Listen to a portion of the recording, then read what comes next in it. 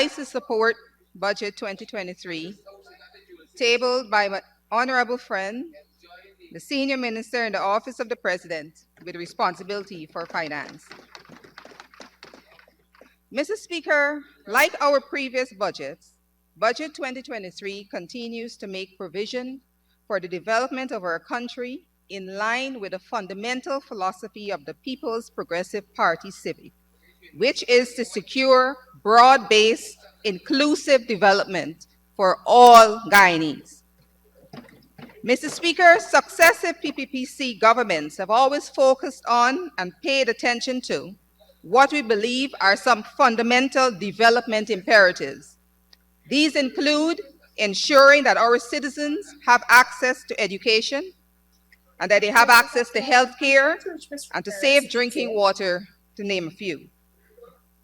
We believe, Mr. Speaker, that our people ought to have affordable access to basic food items, such as would ensure a balanced and healthy nutrition.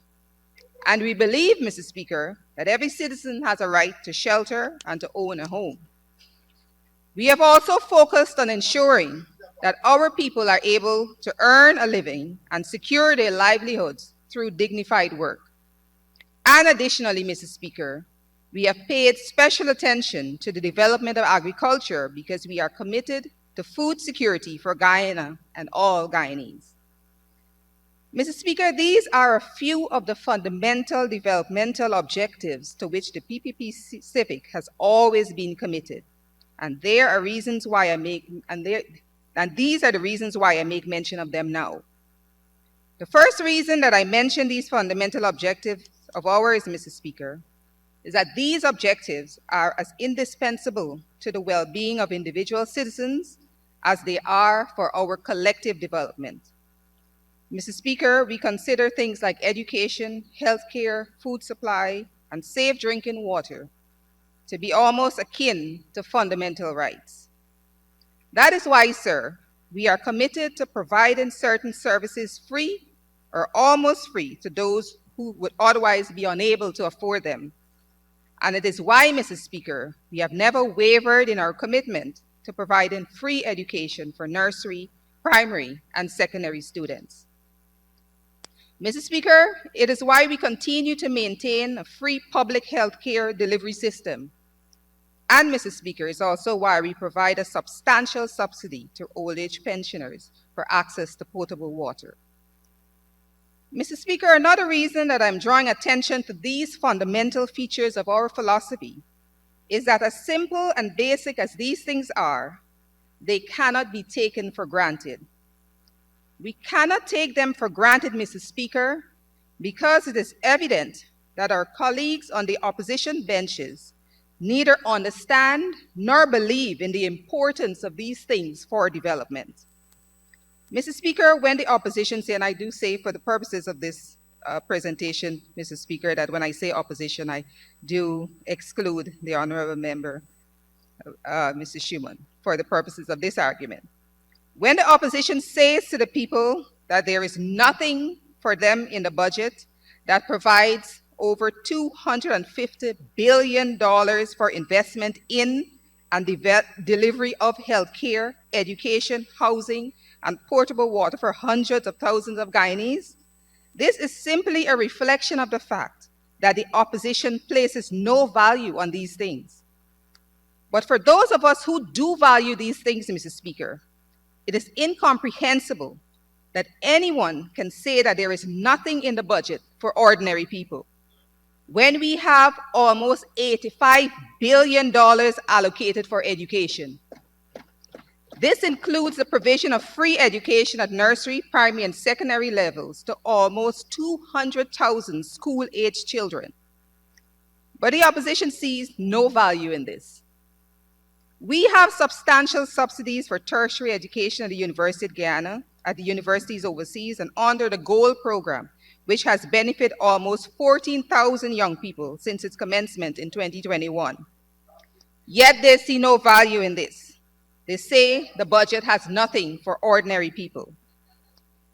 Mr. Speaker, in 2021, we extended the Because We Care cash grant to all students which brought the number of beneficiaries to close to 215,000 school-age children. But they see no value in any of this. Our critics continue to maintain that there is nothing in the budget for ordinary people. Mr. Speaker, how can anyone claim that there is nothing in the budget for poor people when we have allocated $95 billion for health, $95 billion for a system that provides health care services to tens of thousands of people each year, a system that provides free of cost services such as doctors' consultations, laboratory tests, prescription drugs, maternal health care, and direct subsidies for dialysis treatment, among other benefits. Many of our people could not afford comparable services in the private healthcare system, yet the opposition sees no value in this. Mr. Speaker, the political opposition sees no value in the provisions for 6 regional hospitals and the pediatric and maternal hospital. They don't conceive that these 7 hospitals will provide hundreds of jobs to gynaes during their construction, thousands of high-quality healthcare jobs during their operation, and serve tens of thousands of our citizens far into the future. No, Mr. Speaker. All they see is a contractor obtaining a multi-million-dollar contract, and beyond that, they see no value in this measure. Mr. Speaker, we have an allocation of $72 billion for the housing and water sectors. This is reflective of our philosophy that every Guyanese should be able to afford a home and that all should have access to portable water, either at home or where this is not economically feasible, within a reasonable distance from it. Mr. Speaker, opposition sees no value in this. All told, Mr. Speaker, when we look at these sectors in which the state provides these social services to the majority of our population, the total allocation in our budget is over $250 billion. That is almost 1/3 of the budget dedicated to securing what we believe are fundamental elements of a civilized society: health, education, housing, and access to portable water. And I have not yet touched on our measures that deal with the other fundamental elements of our philosophy, which is food security. Despite all of this, Mr. Speaker, the opposition says to the people, there is nothing in this budget for you. Mr. Speaker, the opposition describes $250 billion in essential social spending as nothing. But we understand that this is because they truly don't see these things as important. Mr. Speaker, if the opposition believed in the importance of education, they would not have taken away the uniform grants and the school grants, and they would not have hiked the fees for the UG students by 35% when they were in government. Had the opposition believed in the importance of universal access to safe drinking water, they would not have taken away that subsidy that the PPPC government had instituted for pensioners.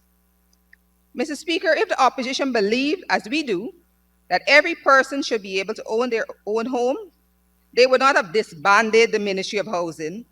They would have made all efforts to ensure that the housing programs begun by the PPP Civic were continued. And they would never encourage anyone who placed their trust and confidence in them to reject a guarantee of freehold property in favor of trying to demand unrealistic levels of compensation for land to which they have no remotely viable claim to legal title. Mr. Speaker, if the opposition believed, as we do, that people should be able to earn a living through dignified work, then they would not have callously dismissed over 7,000 sugar workers and over 2,000 community service officers, nor would they mock the part-time work. No party which truly cares for people would ever simply retrench almost 10,000 people and walk away without a backward glance. And to add insult to injury, Mr. Speaker, the retrenched sugar workers were forced to move to the courts to receive the severance that was legally due to them. There is a signal lesson here, Mr. Speaker. That lesson is that values matter. I am at idem with Honorable Member Walton Desir on this. The Honorable Member says that if you look at the budget, you will see what we value. Well, Mr. Speaker, if you look at the budget, you will see that almost 1/3 of all spending is dedicated to providing social services, which directly impact hundreds of thousands of Guyanese every day, in every county, in every region, in every town, in every village, and in every community in the country. That, Mr. Speaker, is the real reflection of our values. And if you examine budgets of the PPP civic governments over the decades, you will see those values consistently reflected in them. But still, Mr. Speaker, the opposition says there is nothing in the budget for ordinary people. And we must treat with that. So, Mr. Speaker, let us imagine for a moment that what the opposition says were true, as far-fetched as it is. What would Guyana look like if we had nothing in the budget for health? What would it look like if we had nothing for education, nothing for housing, nothing for water, nothing for social security, and so on? What would Guyana look like? It turns out that we don't have to go far, Mr. Speaker, to see what it looks like when a government sees no value in looking after the fundamental needs of the people.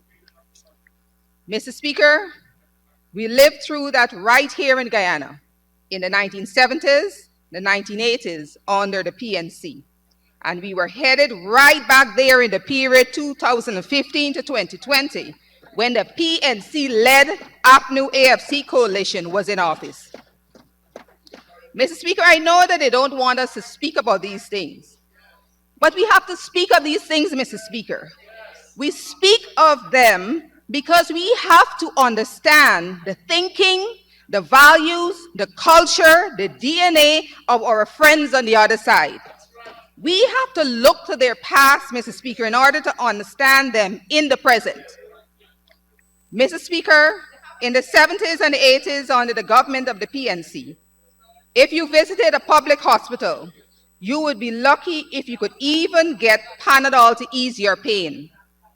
During that time, the economic conditions in our country were so dire that our teachers were immigrating in droves to the Caribbean and to Africa and other corners of the world. During that time, Mr. Speaker, you could barely find anything other than rice, sugar, and salt on the shelves of the supermarket. People had to line up for hours and hours to obtain basic food items. During that time, Mr. Speaker, thousands of our citizens could not even dream of affording their own home.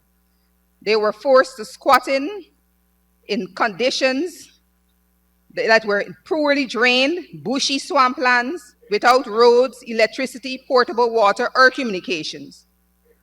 Mr. Speaker, the rural poor, primarily the women and girls amongst them, walked long distances to collect water for cooking and other household purposes.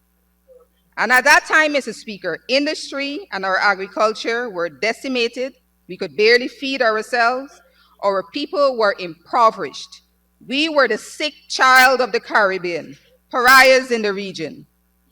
Mr. Speaker, lest the honorable colleagues on the other side of this House be inclined to dispute my characterization of those years under their tenure, permit me, sir, to quote at some length from a paper published in a Journal of African Studies out of the University of California, Los Angeles in 1982. The author of the paper was Professor Clive Thomas and is entitled "The Current Crisis in Guyana." Professor Thomas opens up by saying, and I open quote, "In Guyana at the moment, there is a fundamental crisis which involves every major dimension of national life." I close quote.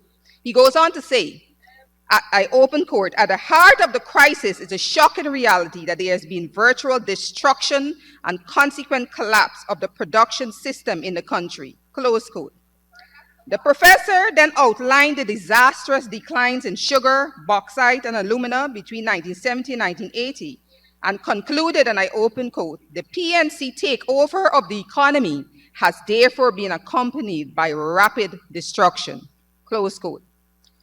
Bear with me, please, Mr. Speaker, because as we say, During the 2015 to 2020, history repeated itself.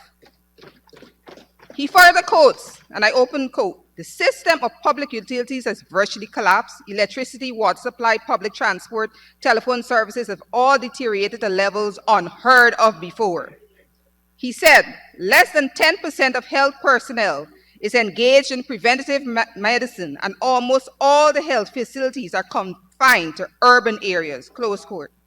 So when the honorable member says that it's ludicrous to put the Hospitality Institute in Port Morant, it is a reflection of their philosophy that facilities should be confined to urban areas, that no investment ought to be made in rural communities. We need to look past that to understand them and their thinking, Mr. Speaker. Professor Thomas continues to say, in housing, the targeted production for the period 1972 to 1976 was 65,000 housing units. And of these, only 6,000 houses were built. Since then, with the collapse of the economy, housing construction is at a virtual standstill. Mr. Speaker, when we wonder why it is that they shut down the housing ministry and decimated the housing programs, we must understand that this is reflective of their philosophy, which places no priority on housing. Finally, Mr. Speaker, Professor Thomas says in that paper that the result of PNC's mismanagement, and I begin quote, has been an estimated decline in the real per capita income of the order of 44% between 1976 and 1980. This declining economy has been accompanied by increasing unemployment, now estimated at over 40% of the labor force, widespread inflation, currently at double-digit rates, and shortages of everything from food to spare parts, close quote. There we have it, Mr. Speaker. Not in my words, but in the words of one who not so long ago was a part of the APNU AFC administration. Mr. Speaker, that is what Guyana looked like when the budget had in it nothing for the people. I know that some of our colleagues on the other side would want to be quick to quote Professor Thomas on some of his criticism that he has leveled against PPPC governments. All I would say to them, Mr. Speaker, is that this article, which I quote, comes from a peer-reviewed academic journal published by a world-renowned university. Without intending to disrespect Mr. Thomas, Mr. Speaker, I rather suspect that the publications the oppositions may rely on would lack this requirement for rigorous academic scrutiny. Mr. Speaker, our colleagues on the other side don't want to hear us speak of these things. I know they will want to say that all this is ancient history. But Mr. Speaker, as we saw in the period 2015 to 2020, history repeated itself with the same economic mismanagement and electoral malpractice that we have seen in the 1980s. Thankfully, Mr. Speaker, today, the situation could not be more starkly different. Today, sir, tens of thousands of our citizens own their own homes, having benefited from the housing programs of various PPPC administrations. Today, in hundreds of communities across the length and breadth of Guyana, our people have access to safe drinking water. Mr. Speaker, today, our people have ready and affordable access to prescription drugs, including those to treat chronic illnesses like diabetes and hypertension, and we have instituted an unconditional grant for dialysis treatment for anyone who requires it. Today, we are investing in significant sums in upgrading healthcare facilities across the length and breadth of the country, and not just in the urban areas. Mr. Speaker, our primary and secondary school performances have been steadily improving as we continue to invest in construction and upgrading of school infrastructure, as we've heard from my honorable colleague, Minister Manichan, and as we work on upskilling teachers, as well as improving their salaries and working conditions. Today, Mr. Speaker, we are no longer the sick child of the region. Our leadership in CARICOM is acknowledged. Our Caribbean brothers and sisters are once again making their way to our shores in search of prosperity as they did in the pre-independence era. And today, Mr. Speaker, Guyanese can travel to the United Kingdom without a visa because our people are no longer presumed to be economic migrants, since we have rebuilt our economy and restored Guyana in the eyes of the international community. We have made all of these gains, Mr. Speaker, because of that fundamental people-centered development philosophy of which I spoke. And Budget 2023 is based on that same philosophy that delivered those gains between 1992 to 2015 and from 2020 to present day. But the opposition must oppose, Mr. Speaker, and we take no real issue with that. Ideally, we would wish for rational and constructive criticism, but we have what we have. So we must treat with the contributions of the opposition such as they are. Mr. Speaker, part of the reason for this recurring claim that there is nothing in the budget for ordinary people is that the opposition looks at each budget in isolation, as though every year the country resets and starts from scratch again. But each budget is merely the current year's provision within a multi-year program. That is why you will see the budget framed in the context of a medium-term expenditure framework. Bearing this medium-term framework in mind, Mr. Speaker, I will treat with some of the criticism leveled by the opposition. Most of the members on the other side have spoken about inflation. They say that we have nothing in the budget to combat inflation. Mr. Speaker, I am no economist, but even the little economics that I know tells me that if one is looking to fiscal policy to combat inflation, your options are essentially to increase taxes or reduce spending, or both. When it comes to inflation, Mr. Speaker, we're not trying to raise taxes like the coalition did or reduce social spending as they did. We are committing to spending that improves lives today and builds prosperity for tomorrow. So our challenge is to manage that spending in a way that ensures that inflation is restricted to a manageable level. To put it simply, Mr. Speaker, we have to grow at a pace which we can sustain. Mr. Speaker, the largest contributor to inflation is the price of fuel and petroleum products, among the latter fertilizers, critical, of course, to our agricultural industries. Mr. Speaker, we have removed excise tax on fuel completely in 2022, and this measure has been preserved in 2023. Preserving this measure is a deliberate policy choice. So how can the opposition rationally contend that we have made no provision that provides relief for increases in costs of living? Mr. Speaker, in 2022, we also provided a massive fertilizer subsidy, $1 billion to farmers. Taken together, these two measures, excise tax remission and fertilizer subsidies, would have contained price increases in production, transportation, and distribution for fresh fruits, vegetables, and livestock. These measures also allowed for cash crop farming to rebound after the disastrous floods of last year, and we contend, Mr. Speaker, that were it not for these policies, food prices would have been far higher than they are now. So how can anyone rationally contend that we have done nothing to deal with cost of living? In 2020, Mr. Speaker, we removed VAT on data and electricity. In subsequent years, we reduced excise tax on concrete and other construction materials. We removed 200 or so taxes that were instituted by the coalition government. We have made a deliberate policy choice to preserve these measures in Budget 2023, and all of these have served to cushion the impact on the man and woman on the street.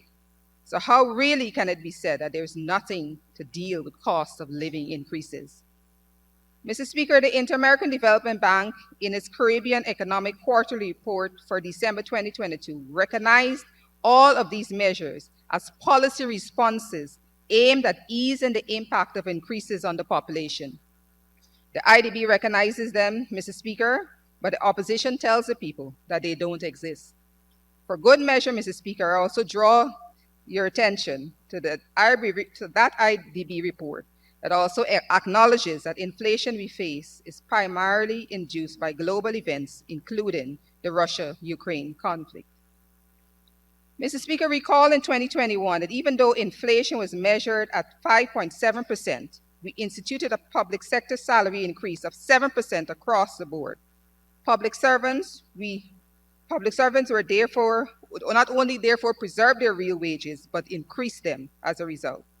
In 2022, in the face of an inflation rate of 7.2%, the minimum increase for public servants was 8% across the board, with further increases for our hard-working nurses, policemen, soldiers, and other members of the disciplined services. So these claims that we have no provisions to cushion the effect of rising prices cannot stand up to serious scrutiny. It's not a serious conversation, Mr. Speaker. Mr. Speaker, I had the opportunity to listen to some of our colleagues, senior members of the Alliance for Change, speaking on a television program on January 14th, the Alliance on the Move. In that program, the honorable members called for 100% subsidy for the Berbice Bridge, the Demerara Harbor Bridge, and for all the ferries and bridge crossing. They called for 100% subsidy of university fees, cancellation of all student debt, almost doubling of the minimum wage at one stroke, and to top it all off, they called for a reduction in VAT. To sum it up, Mr. Speaker, they basically call for insubstantial increases in expenditure together with reductions in tax revenues. To pay for all these additional subsidies, for all this additional spending, their attitude was basically, we have all money, so let's spend it. Mr. Speaker, it is this same kind of attitude that led this country to rack and ruin in the 1970s and 1980s. I am not saying this to insult the honorable members, Mr. Speaker. I'm saying this to put the Guyanese people on notice that this is what awaits us if we let the AP and UAFC get their hands on the levers of government again with this type of thinking. Correct, that's right. What would they have us do, Mr. Speaker, when as surely as night follows day, oil prices drop from their current geopolitically induced high? Just this morning, sir, in speaking to a group of potential foreign investors, my honorable colleague, Dr. Sin, made the point that in the recent past, we have seen oil prices as high as $140 per barrel, and we've seen them as low as $20 and even lower per barrel. When we no longer have oil revenues, apply subsidies. Will they have us remove all those subsidies and expose the Guyanese people to massive sticker shock like they did in the 1970s? Or having increased the wage bill to unsustainable levels, would they have us implement the massive retrenchment we saw in the 1980s when public servants were severed in the thousands? Or like in the 2020 period when they retrenched the sugar workers and the CSOs? Mr. Speaker, after they rack up the expenditure to unsustainable levels, we can look to history again to see what they will do when the oil prices drop. Mr. Speaker, permit me to quote Professor Thomas again from the same paper. Faced with a self-induced economic crisis, the professor said, the main focus of the government policy has been to seek to reduce workers' living standards in order to reduce consumption. I continue to quote, to achieve this, the government's assault on the workers' standard of living began in 1976. And the main mechanisms they used were the removal of all government subsidies, increased taxation, retrenchment of workers, a freeze in all wages, cuts in social spending. Does this sound familiar, Mr. Speaker? Mr. Speaker, many of us know what usually happens when a country has to look to the IMF for assistance. They usually come, the IMF, with a standard laundry list of onerous measures that impose severe hardships on population. But Professor Thomas wrote that the PNC programs were so severe and so brutal that the IMF did not have to impose any additional austerity measures other than restricted government borrowing. He asserted that, and I begin quote, the anti-working class character of the government's policy was already formed before its approach to the IMF, close quote. So, Mr. Speaker, from the interventions that we are seeing from the opposite side of this honorable House, we can see that if the opposition had their way, what they would do would be for us to return to the reckless policies of the 70s and the 80s. They would lick out the oil money in the good years, like they squandered the sugar levy, and when the prices drop, true to their anti-working class credentials, it is the poor amongst us who would have to shoulder the brunt of the burden to take us to economic recovery. I know that they don't want to hear these things, Mr. Speaker. They don't want us to expose their history. But, Mr. Speaker, as I said, history repeated itself. Look what happened in 2020, Mr. Speaker. in 2020, almost 30 years after we thought we had closed the... Honorable Minister, in order to continue, you need a 5-minute extension. Mr. Speaker, I'd like to ask that my colleague is given a minimum of 5 minutes to conclude. I would like it to have much more time, of course. Yeah. Honorable Minister. Yeah. Look what happened in 2020. Thank you, Mr. Speaker. In 2020, almost 30 years after we thought we had closed the door on a particular sordid chapter of our history, almost 30 years after we thought we had left the nightmare of electoral malpractice behind, came the worst attempt at election rigging. That disgrace, Mr. Speaker, led the OAS observer mission here to declare that he had, and I begin quote, never seen a more transparent attempt to alter the results of the election, end quote. They don't want to hear it, Mr. Speaker, but I'm raising these things because I want to say to all Guyanese who believe that the economic bungling and the electoral malpractice of the 1970s and 80s are firmly in our past, that they would be sadly mistaken. The period 2015 to 2020 shows clearly that the leopard has not changed its stripes. Mr. Speaker, if we dare to think that even for a minute that the danger is behind us, we have powerful proof to the contrary given to us literally today. That proof, Mr. Speaker, lies in the fiction that they continue to promote about the 2020 election. Mr. Speaker, every time that they refer to us as the installed government, as several of the speakers did yesterday and again today, what they are saying about the election is that we lost, they won, and that the real result of the election is in the numbers on the bed sheet, on the spreadsheet, which they can prove from the statements of poll, which a former president has never seen, but which a current leader of the opposition has safely in the position, waited to produce when the time is right to do so. And we can safely say that we can't safely say that these things are in our past because they have passed on the doctrine to the generations of their party. Some of the most ardent defenders of that big fiction, Mr. Speaker, were the young ones, the future of the opposition. They were the ones who were here at the recount, doubling down on the big fiction every day. The Honorable Member Hughes, the Honorable Member Patterson, the Honorable Members Jones and Duncan, the Honorable Member Manny Paul, who I understand is the youngest member of this Honorable House. Mr. Speaker, the culture and the values have been handed down to the next generation on that side of the House. So we know what we can expect when the APNU AFC is to be returned to office, even with that generation in leadership. Mr. Speaker, when we speak of development, we usually implicitly mean social and economic development. I've spent a lot of time on our measures for social development because it is important to us to remind the Guyanese people that even as we pursue transformative economic development, that we remain true to our commitment and our core as a people-centered social development, something which the opposition would have them believe is non-existent. I wish, therefore, to turn to some aspects of our economic development as regard tourism, industry, and commerce.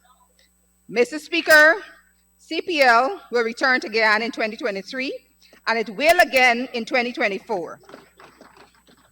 In 2022, almost immediately as we announced the dates for Cricket Carnival, hotels were fully booked for that period. In addition to hotel bookings, we had almost 250 potential bed and breakfast facilities that were inspected and conditionally approved to provide service to visitors. Mr. Speaker, Cricket Carnival had tremendous economic impact on a range of Guyanese, including transportation service providers, bed and breakfast owners, small vendors, artists, and performers, in addition to hospital and restaurant operators. It drove record levels of visitor arrivals in September 2022. Our visitor arrival rates for 2022 exceeded 291,000, a 94% increase over 2021. This performance exceeds even the global recovery rate of 65% and the regional average of 81%. We aim to build on this success of Cricket Carnival, Mr. Speaker, and as I said a little earlier, the event will return this year and next year, in keeping with our plans to attract major events and conferences to Guyana with their spillover effects on our service economy. I would note, Mr. Speaker, that a strategy like this would have no prospect of success if our country had not been returned from a pariah status, and it certainly would have been if the case if we had not foiled the attempts to roll back our democracy in 2020. Mr. Speaker, we continue with our quest to open up new air routes to destination Guyana. You may recall that in 2021, we added a new carrier in the Caribbean, providing access through Barbados to several Caribbean countries and beyond. In 2022, another airline, Fly Always, commenced operating a Guyana to Cuba route. In a few weeks, we will witness the inaugural flight of British Airways, which will commence flights from early 2023, providing a virtually direct route to London. These developments will increase the viability of our business and leisure tourism market. In the area of small business, I am wrapping up, Mr. Speaker, we have disbursed well over 2,000 grants directly to small, medium, and micro enterprises in the 2 years coming into office. Over 2,000 grants, Mr. Speaker. Last year, we disbursed 1,430 grants to these enterprises through the Small Business Development Fund. Mr. Speaker, in the past 5 years of the coalition government, they distributed a mere 560 grants. Mr. Speaker, these grants go mainly to small operators, the man and the woman in the street, looking to run a business, and to young people. By this, I mean to say those very people that the opposition claims to care for and say that we do nothing for. We have distributed over 2,000 grants in under 3 years, Mr. Speaker, while they distributed 560 grants in just over 5 years. In my inaugural presentation to this House, I pledged the administration's commitment to operationalize the Belvedere Business Incubator within our first term in office. Mr. Speaker, you may recall that I drew attention to the fact that the coalition held a purported launch of this facility just prior to the 2020 election gimmick clearly. Mr. Speaker, might I remind the House that the facility that they launched was in fact an empty building, no equipment, no furniture, no staff, not even any electricity. Today, Mr. Speaker, I wish to place on record that October 11, the Belvedere Business Incubator had its relaunch. I'm pleased to report that the center is operational and the businesses within Region 6 have begun to benefit from this investment. There are more than 2,000 pounds of agro-processed products, including a range of indigenous flowers, were already produced at the incubator. Honorable Minister, I do recall some sentences ago, I think it was 2 minutes ago. I will wrap up, please, Mr. Honorable Minister, some 2 minutes ago you said you are wrapping up. I think your time is expired. I'll give you 30 seconds. Mr. Speaker, these are just some of the initiatives in Budget 2023 by which we shall be improving lives today and building prosperity for tomorrow. I unreservedly support the measures contained in this budget, and I urge all of the members of the Honorable House to support likewise.